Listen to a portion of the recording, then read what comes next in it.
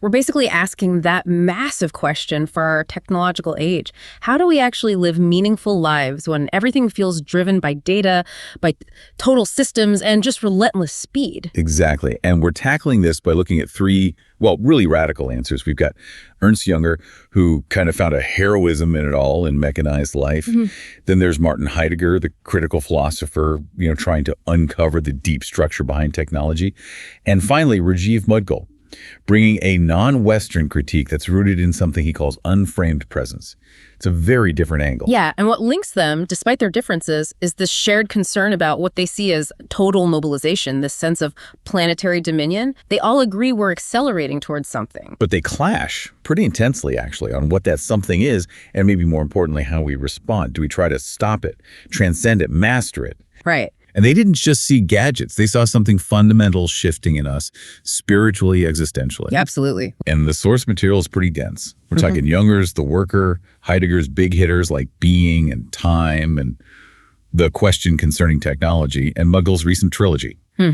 And what ties them all together is this shared feeling, this recognition that these technological forces, they're not just tools, they're reshaping identity, work, truth itself. The old ways of understanding ourselves, the old rules, they just don't seem to apply anymore. The big question is, what takes their place? And they all agree the problem is massive, right? Yeah. But the solutions they offer, completely different directions. Yeah, you've got this kind of aggressive embrace of technology's power, then this call for almost passive patience, and finally, a really radical turn inward. Our goal today isn't just to explain these ideas, like a lecture. Right. We want to get into these so what. How do these clashing views actually help you understand your own experience? That feeling of being swept along, the anxiety, the search for control or meaning in a world run by systems and data. So where do we start? I think we have to begin with Jünger. His diagnosis is maybe the most bracing, the most pathetic in a way. Agreed. The age of total mobilization. Okay, so Jünger, The Worker, published way back in 1932. And you said it yourself, it hits like a shockwave. It really does. He's writing, remember, right after World War I, the sheer scale, the industrial slaughter. For Jünger, that wasn't just a war. It was proof.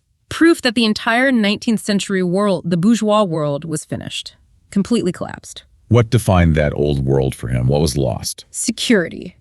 That was a big one. Stable property, individualism based on morality, abstract ideals like progress or human rights that weren't necessarily tied to immediate risky action. Like comfortable ideas, maybe. Exactly. Comfortable, maybe a bit detached. Jünger saw that shatter. The new reality was elemental, dangerous, totally demanding. It needed a new kind of person to even exist in it. And that new person, that's the central figure, right? The Gestell, he calls it, the worker. Yes. And crucially, this isn't just, a guy on an assembly line. It's a metaphysical type. Okay, explain that. Metaphysical how? The worker is defined by this absolute dedication to one principle. Total mobilization, everything, everywhere, all the time, geared towards operational readiness. So different from just the laborer in, say, the 1800s. Vastly different. The worker is the human face of a force that turns all of society, not just the economy, into one giant integrated work world. Work world, I like that term. It's about the constant, seamless deployment of people, of materials, of energy. Everything is a resource ready to be put into action. The old bourgeois individual. They valued comfort, reflection, their inner life. But the worker values risk, values deployment, values this cold, hard, calculative mastery over the world. They're almost like the human extension of the machine itself. Okay, that sounds intensely political. You think about 1932, the rise of totalitarianism. Right. But Jünger's analysis tries to cut deeper than just the political labels of the day. How so? Where does he see this mobilization force coming from, if not just politics? He traces it back to Nietzsche, specifically the will to power, this relentless, vital drive to expand, to dominate, to organize. Okay, so it's a kind of life force manifesting technologically. In a way, yes. And that's why, for Jünger, the worker is the common denominator beneath ideologies that look very different on the surface. Like what? Well, think about early American industrialism, that relentless drive. Then you have Soviet Bolshevism, total state control and planning. And of course, fascism, nationalist mobilization. He saw the same engine under all of them. He argued the operational principles were the same. Total organization, getting rid of individual quirks for collective function, and making continuous accelerating production the absolute priority. The politics were just different flavors of the same underlying metaphysical shift. Wow. So the label on the tin doesn't matter as much as the machinery inside. Let's dig into life in this work world. What happens to, like, personal identity? It basically dissolves or gets redefined. The rhythm of life is work. And that work is who you are, your family background, your unique personality, your private thoughts, increasingly irrelevant. Replaced by? Uniformity, functionality. Jünger has this striking image of a mask-like identity. You are what you do within the big plan. Your value is your function. Anything personal, emotional, unique, that just gets in the way of smooth mobilization. That sounds bleak. So if my identity is just my function, what happens to freedom, the idea of individual choice? It gets completely flipped. Freedom isn't freedom from the system or the state. It's freedom to fulfill your role within the system. It's the collective responsibility to be part of the grand technological project. So freedom is basically accepting your designated slot. And embracing it heroically. The free person, the heroic worker, is the one who doesn't shy away from the danger or the demanding nature of the work world. They step up, accept the risk, become a reliable cog in the machine. That's liberation in this view. That is radically different from how we usually think about freedom, especially in, say, liberal democracies. Totally. It's a real challenge to those ideas. Okay, let's talk about the engine driving all this technology. You mentioned it's not just a tool for Jünger. Absolutely not. It's not neutral. It's not something we just pick up and use. For Jünger, technology is the will to power made real. It's this elemental force. Elemental how? Like a force of nature? Almost, yeah. It's what allows humanity to achieve or attempt planetary dominion, to see the entire Earth as something to be managed, optimized, deployed. And he had this almost mystical way of talking about it, didn't he? Earth getting a new skin, a technological aura. He did. He pictured this global network, the wires, the infrastructure we now take for granted as a kind of new geological layer, a technological skin covering the planet. Where does that come from? He connects it to something deep, something primal. He calls it the Anteian unrest. Like Antaeus, the giant from Greek myth. Exactly. The one who got stronger when he touched the earth. Jünger suggests this technological drive isn't just human ambition. It's coming from the deep ground of being, the Urgrund, the earth itself, stirring and demanding this mastery. And humanity is just the agent, carrying out this planetary will. Unconsciously, yeah. We think we're in control, mastering nature, but maybe we're just instruments of this deeper earth historical process. That puts a whole different spin on progress. It's powerful, but also kind of terrifying, this idea of being agents for a force we don't fully grasp. It is, and it leads directly to the core paradox Jünger identifies. Right, the paradox. We have all this control, this mastery, this global system. But what's the result? The result is inescapable world anxiety, constant background nervousness. The worker might be heroic in facing danger, but the system itself breeds perpetual anxiety. Why? If we have so much control? Because the control is an illusion, or at least never total. The more complex and optimized the system becomes, the more vulnerable it is to sudden disruption. Think about supply chains, power grids. One glitch can cause chaos. Exactly. So we become hypervigilant, constantly monitoring, constantly anxious about maintaining the system. The work world demands total commitment, but offers no real peace, no ultimate security or meaning, just more work, more control, more anxiety. Okay, so Jünger paints this picture. The heroic, mobilized, but deeply anxious worker serving a kind of technological destiny rooted in the earth itself. It's a powerful diagnosis. Okay, which then brings us back to Jünger's later work and his individual response, the anarch. So if the worker is the collective face of this acceleration, the anarch is the one who mentally checks out.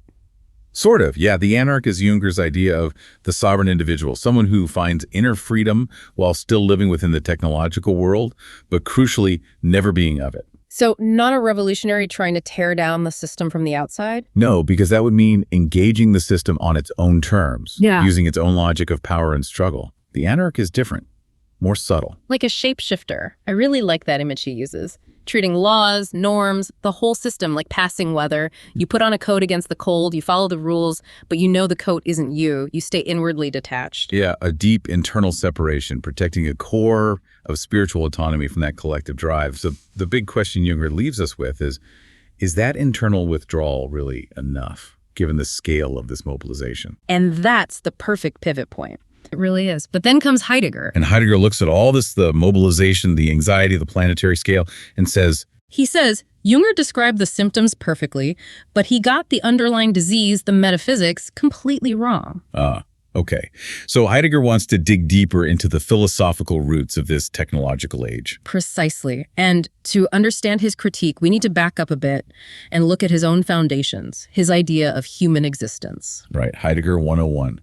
Before we get to technology, we need to understand Dasein, human existence. Yeah, and his whole approach is about moving away from seeing humans as detached minds observing an external world. He goes back to the Greeks, doesn't he? Aristotle. He does. He rereads Aristotle's physics, especially ideas about motion kinesis, energia, dynamis. For Aristotle, this wasn't just billiard balls bouncing around. It was about potentiality becoming actuality, about beings moving towards their fulfillment. And Heidegger takes this and applies it to us. He elevates it to an existential level. Dasein, which literally means being there, is this constant dynamic process. We are always there in a world, engaged, moving towards our possibilities. So Dasein isn't just a thinking subject. It's fundamentally involved, engaged. It cares. That's the key word, sorge, or care. Not like emotional worry, but structurally. Our being is being in the world, caring about it, being directed towards it. This is intentionality. How does that show up, like, in everyday life? Think about using a tool, like a hammer. You're not just objectively observing hammer and nail, you're involved in the task. The hammer becomes an extension of your intention. That skilled coping, that engagement reveals the world to you. Through care, through involvement. Exactly. And this whole process is rooted in what he calls physis. Not just nature as trees and rocks, but nature as this process of self-emergence, of things revealing themselves. Meaning happens in this clearing, the Lichtung, where being shows up through our engaged existence and through language. Okay, so that careful, engaged way of being. That sounds worlds away from Jünger's worker.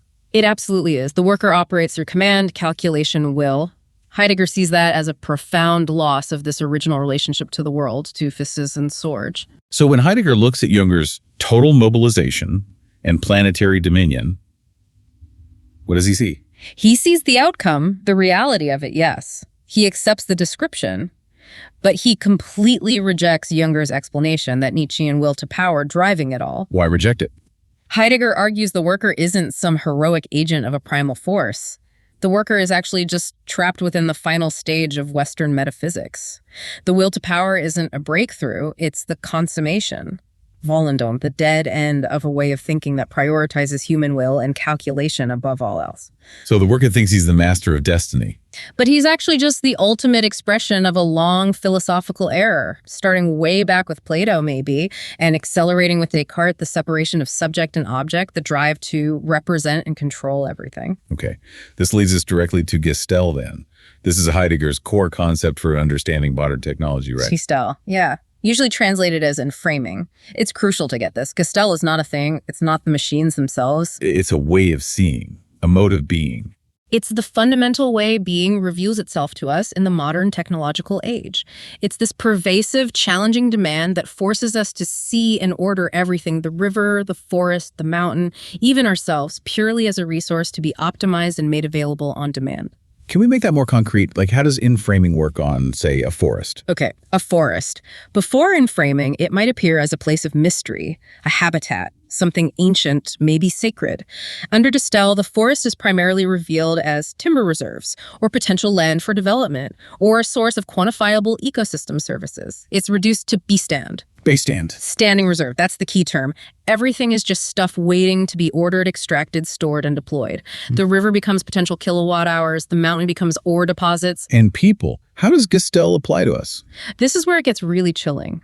We cease to be Dasein, this being grounded in care and world.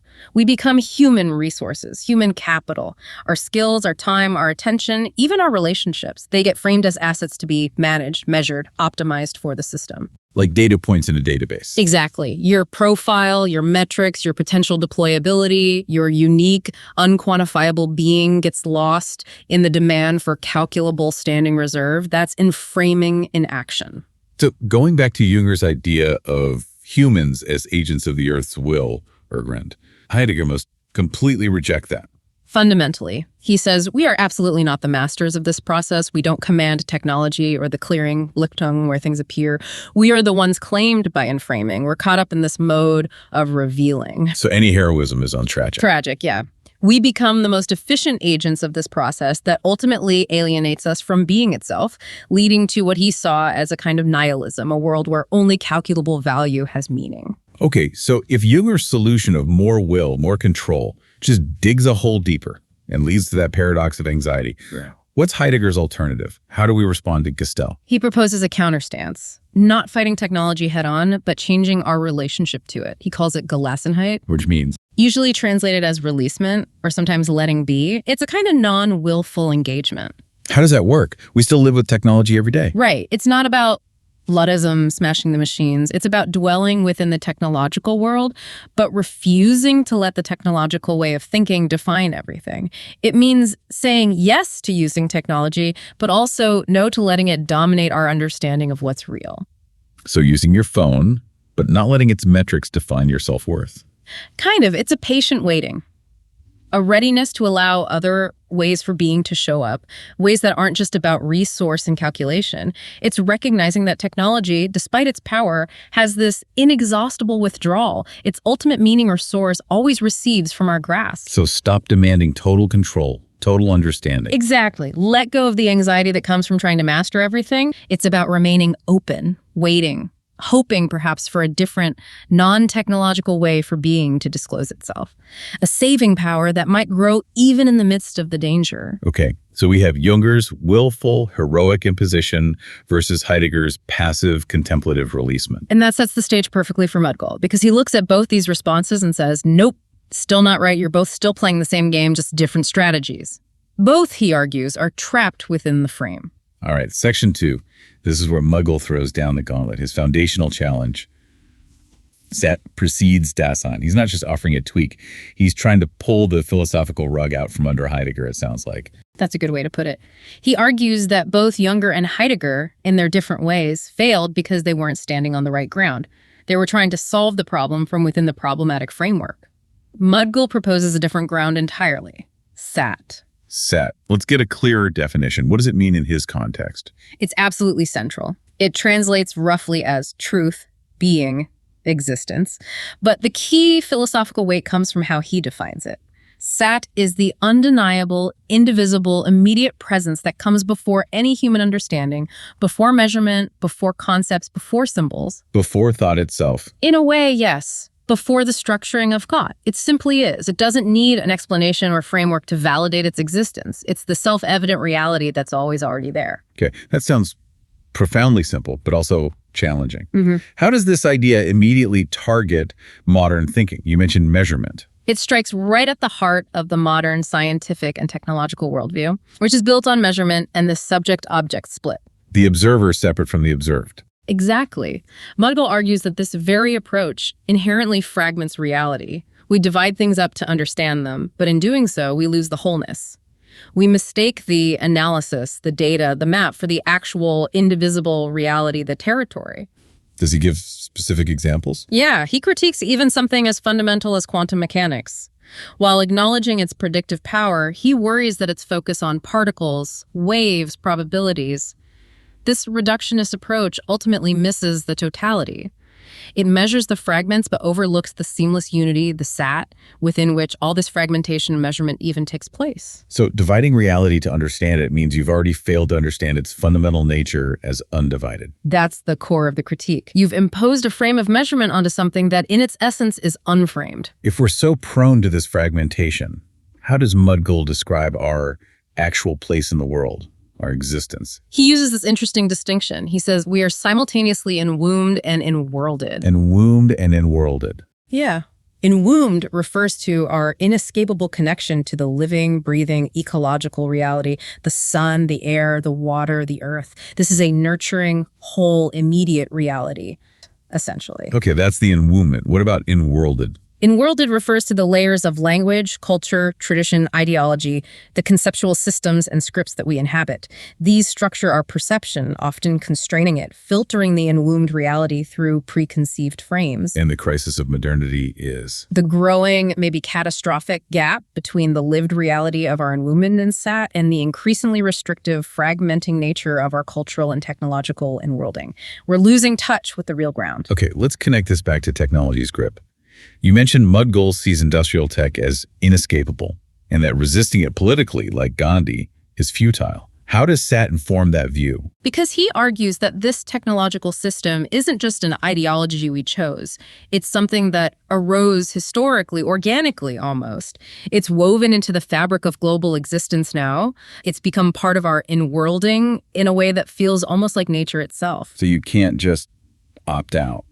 Not really, not through conventional means. Trying to fight the system head-on, political resistance, Luddism, trying to replace industrial tools with, say, spinning wheels. Mudgal sees this as just reinforcing the frame. You're defining yourself in opposition to the system, which implicitly validates its power and its categories. It's still playing its game. Exactly. Because the problem is ontological, rooted in how we perceive being itself. The solution can't be merely practical or oppositional. It has to come from reconnecting with that unframed presence, the SAT, that exists before and outside the system's logic. This really sets up the direct confrontation with Heidegger. How does Mudgal explicitly position SAT against Dasein and the Lichtung? It sounds like he's aiming right at the core of Heidegger's project. He absolutely is. He positions SAT as, and this is a quote, I think, the there of there as the dwelling. The there of there. Meaning it's the fundamental ground of there, the Da, in Dasein, being there. It's the primordial presence that makes Dasein's being there even possible. It precedes it. It's more foundational. Wow. So SAT is the stage upon which Dasein exists and acts. That's one way to think about it, and this radically recasts Heidegger's Lichtung, the clearing, where being reveals itself. For Mudgal, the Lichtung isn't the primary event, it's secondary. It's a phenomenon that occurs within the already present, unchanging reality of SAT. This completely shifts the focus, doesn't it? Away from Heidegger's concern with time, history, the event of being's disclosure, human finitude. Precisely. Mudgal is suggesting that Heidegger, by focusing so intensely on the temporal unfolding of being and Dasein's finite existence within that unfolding, was perhaps missing the constant non-temporal isness that underpins everything. The ground was always there, whole and complete. And SAT is non-dual, you said. Yes, crucial point. It transcends the subject-object split that both Jünger, with his worker-imposing will, and Heidegger, with Dasein encountering the world and Gestell, are still grappling with. So if reality at its core is non-dual SAT, then the whole drama of finite Dasein wrestling with the technological Gestell, it becomes less central. It becomes a secondary problem, maybe even a misunderstanding arising from not recognizing the primary non-dual ground. By rooting philosophy in SAT, Mudgal aims to dissolve the tension, making both Jünger's willful mastery and Heidegger's passive waiting seem like responses to a misperceived situation. Okay, so let's nail down his critique of their solutions. Jünger's later idea, the cosmic worker in Hume's will, who tries to kind of surf the waves of technology. Mudgal sees that figure as still too focused on human agency, on will, on imposition. Even if it's a more detached strategic imposition, it's still operating within the frame of control and manipulation. It's still trying to master the system, which validates the system's premises. The will is still driving. Still feeding the machine. Jünger's anarch, for instance. Even in withdrawal, the focus is still on a kind of heroic individual will mastery over the self. Internal imposition. It hasn't fully escaped the worker's underlying metaphysics of will, just turned it inward. Still caught in that subject-object, self-first-world framing. Right. And Heidegger's solution, Gelassenheit, releasement, this patient waiting for being to disclose itself anew, Mudgal, sees that as too passive. Dangerously passive, even. Too passive? How so? Because if you're just passively waiting, what happens in the meantime? Gestell, the technological enframing, it just keeps rolling. It doesn't need our permission. Think about AI development today. These complex computational systems are evolving rapidly, shaping our reality, largely unchecked by any deep philosophical waiting game. So just letting it be, in Heidegger's sense, might actually allow the problematic system to solidify its hold. It allows the Gestell free rein. It inadvertently permits the enframing to continue its work unchecked. While humanity adopts a contemplative stance, the technological drama unfolds relentlessly. Acknowledging you're embedded in being's destiny, Geschick, doesn't actually solve the crisis or stop the runaway train. Mudgal insists the ground for a real reconfiguration is already here, in Sat. It doesn't require defiance or waiting. It requires recognition. This need to operate outside the frame, outside will and passivity, it points towards needing a whole different way of knowing, right? An epistemic shift. This seems to be the focus of Mudgal's other work, Reflections in the River. Exactly. Reflections digs into the root cause. He argues the fragmentation isn't just a modern problem, it stems from a deep historical clash of knowing that fundamentally warped how humans perceive reality. We lost something essential. What did we lose? He calls it poetic sight, the ability for holistic, intuitive, immediate recognition of the world's isness. And this loss leads to the tyranny of measurement. That's a strong phrase. It is. We need to unpack that. Why tyranny? Because it's not just about using numbers. It's about how measurement comes to dominate and reduce reality. How does it reduce it? Modernity, especially driven by industrial and computational logic, tends to equate essence with quantifiable properties. It separates the quality, the feel, the presence, the wholeness from the quantity, and then it only values the quantity. So the numbers become more real than the thing itself. In effect, yes. Mudgal uses phrases like industrial intelligence, slices language into data, dissolving thought into calculations. It's a kind of violence against the richness of reality. He gives those really visceral examples: forests crumbling into statistics, rivers dissolving into commodities. If a forest is just timber volume and carbon offset values, then you've lost the forest. The actual living, breathing entity, the sat of the forest, has been obscured by the measurements. You can't truly care for it if you only see its quantifiable parts.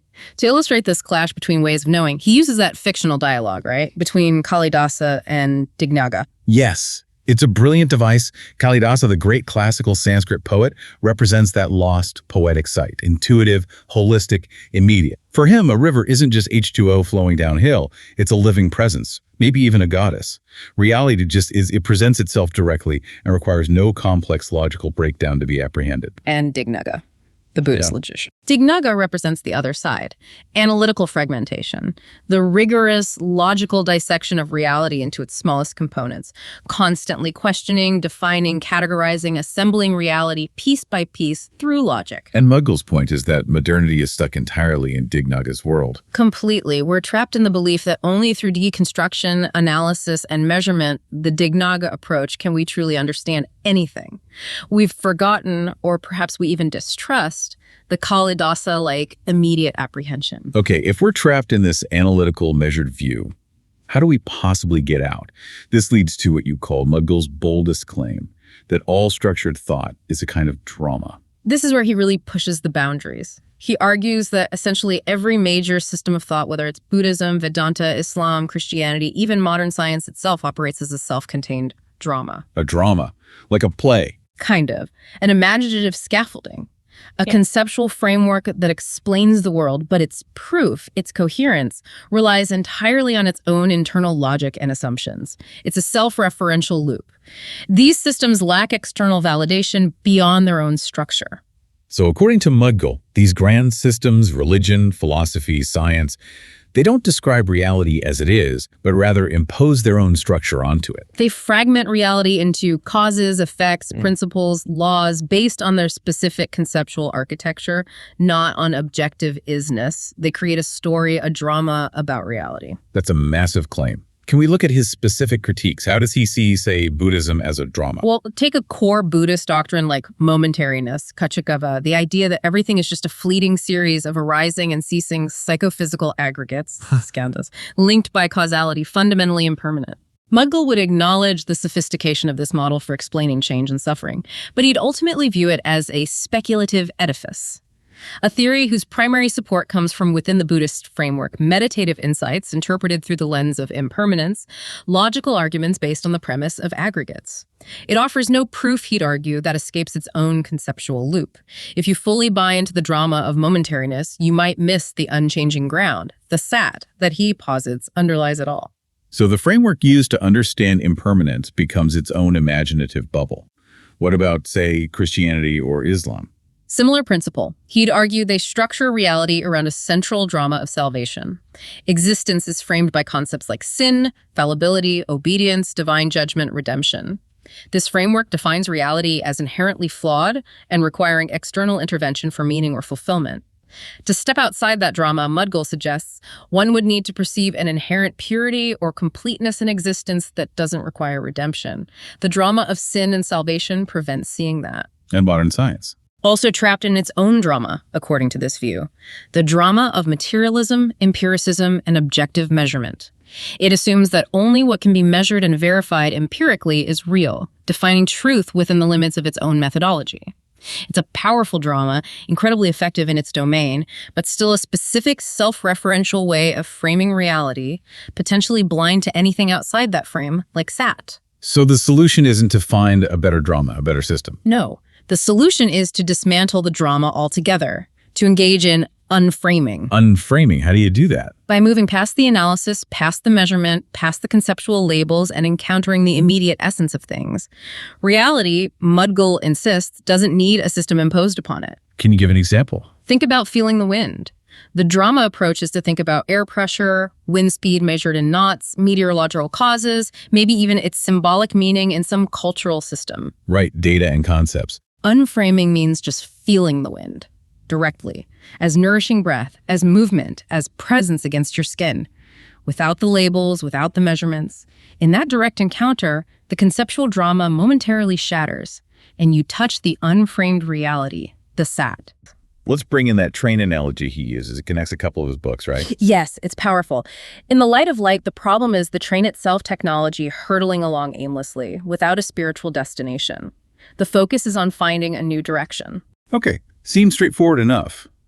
But then, in Reflections in the River, he refines the diagnosis.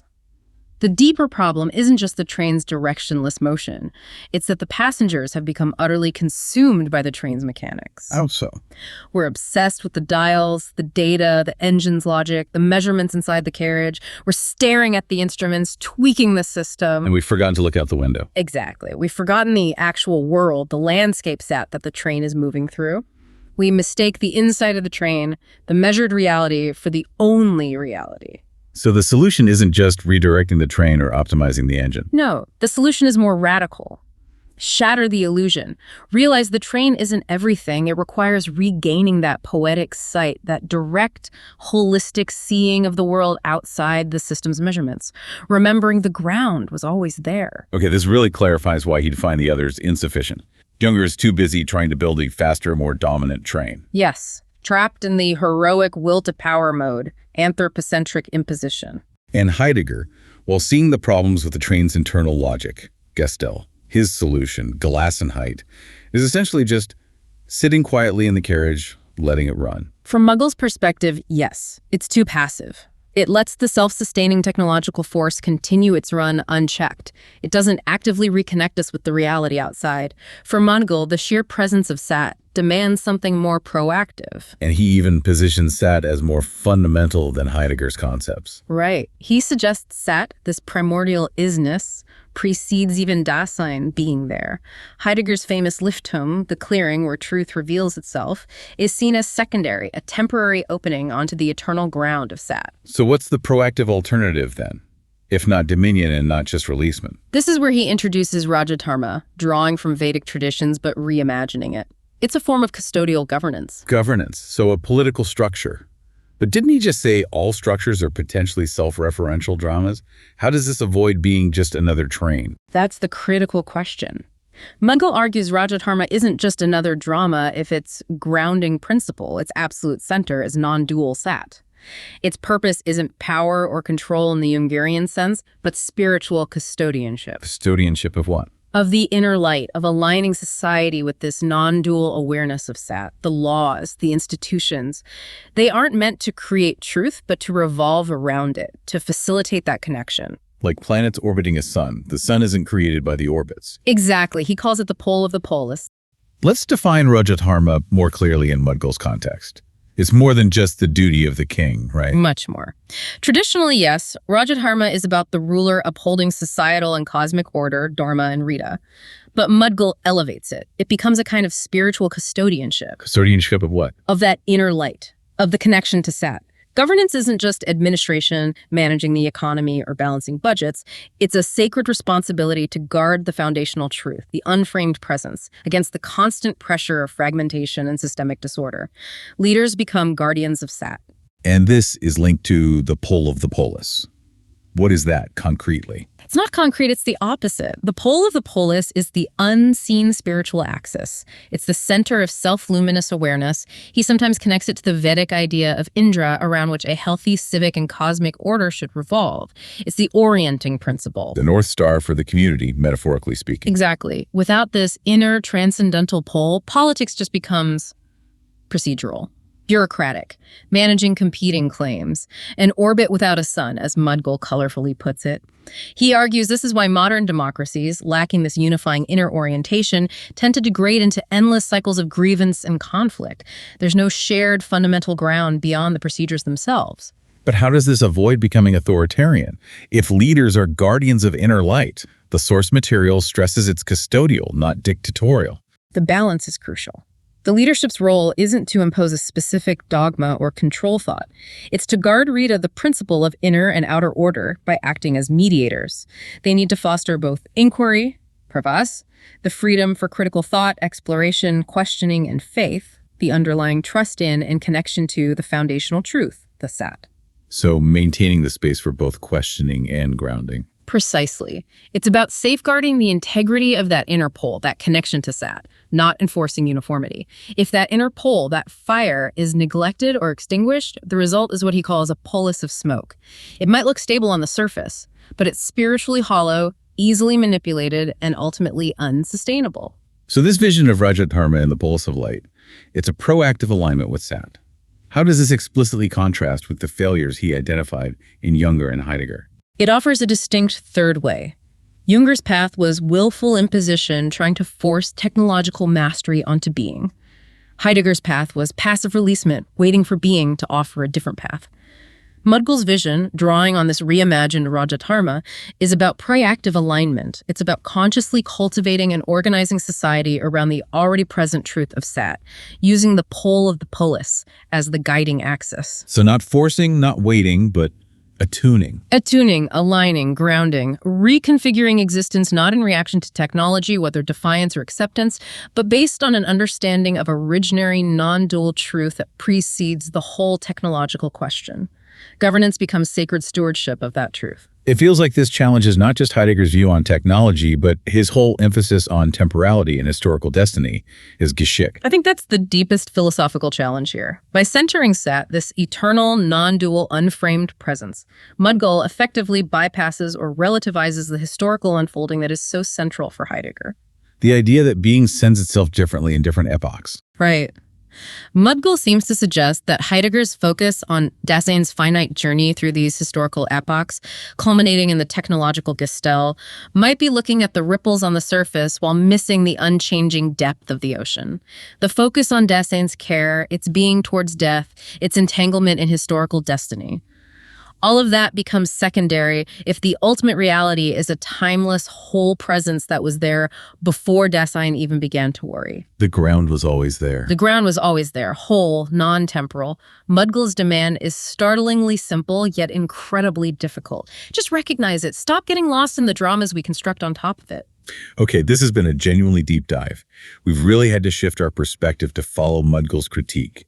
We've unpacked his core argument, that even the most profound 20th century responses to the technological crisis, Jünger's heroic will, Heidegger's passive releasement, ultimately fell short. Yeah, because in his view, they remained trapped inside the conceptual frame, the technological mindset, the very drama they were trying to analyze or escape. They couldn't find the truly independent ground. So the central takeaway here, the key insight for you listening, really seems to be about understanding the source of our modern fragmentation and anxiety, according to Mudgal. Right. It stems from this fundamental mistake.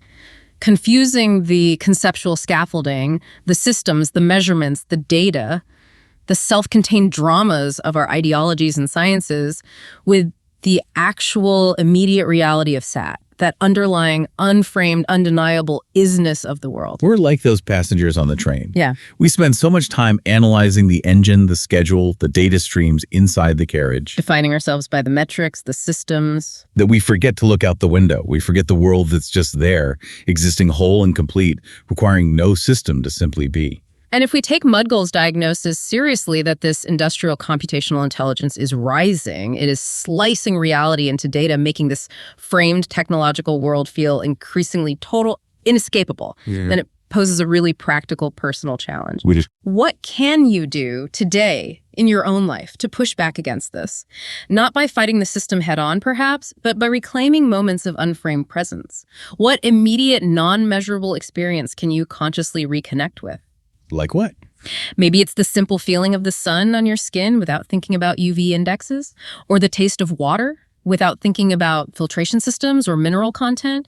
Maybe it's looking at a tree and just seeing tree, not potential lumber or a carbon sink, or that feeling of immersion in nature, or the spontaneous joy in a conversation that goes off script. Moments where the analysis stops. Exactly. Moments where you deliberately step outside the drama of measurement and concepts and just allow yourself to encounter the undeniable, unframed presence, the sat that Mudgal insists has always been the ground beneath our feet.